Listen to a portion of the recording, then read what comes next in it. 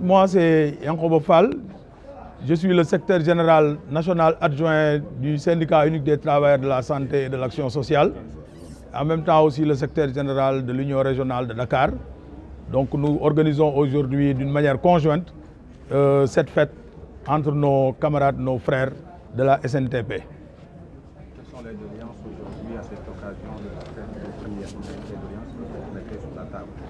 Bon, comme vous le savez, comme vient de le dire mon camarade de la SNTPT, nous sommes des frères entre la Poste et le syndicat unique des travailleurs de la santé et de l'action sociale qui est le SUTSAS, qui date de très longtemps. Aujourd'hui, c'est une fête nationale, une fête internationale aussi des travailleurs. Et quand on dit une fête, c'est une fête, on peut dire, dans la douleur, mais aussi c'est une fête pour manifester un peu nos doléances, nos préoccupations dans le milieu du travail. Donc en ce qui concerne le secteur de la santé, comme vous le savez, si on essayait de résumer nos préoccupations, nous n'avons qu'une seule et unique préoccupation.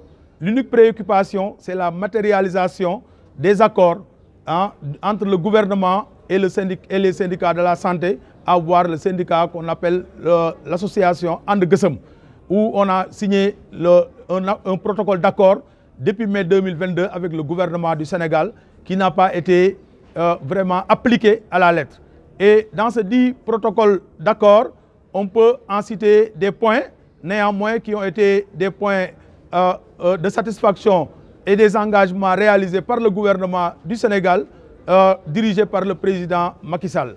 Mais parmi ces accords, nous avons des points qui n'ont pas encore été satisfaits. Parmi ces points, on peut en citer la régularisation de l'indemnité de logement à tout le personnel socio-sanitaire du ministère de la Santé et de l'Action sociale. Parce que nous ne pouvons pas accepter de signer un accord pour avoir une indemnité de logement et acté entre le gouvernement et les organisations syndicales et on essaie de payer une partie et de laisser une autre partie. Actuellement, l'urgence, c'est la généralisation du paiement de l'indemnité de logement et aussi la régularisation de la question des techniciens supérieurs et en plus de cela aussi le recrutement du personnel socio-sanitaire qui sont des contractuels, on peut les verser au niveau du ministère de la Santé et de l'Action sociale et aussi le statut des établissements publics de santé. Parmi ces accords, il y en a plusieurs. Il y a la situation des aides infirmiers, il y a la situation des infirmiers qui sont en formation précatesque, qu'on doit régulariser leur situation, mais aussi les contractuels, qu'on doit arrêter ces contrats qui prennent des contrats plus de 10 ans dans le ministère de la Santé. Ça, c'est anormal. Ça, c'est une violation du Code du travail.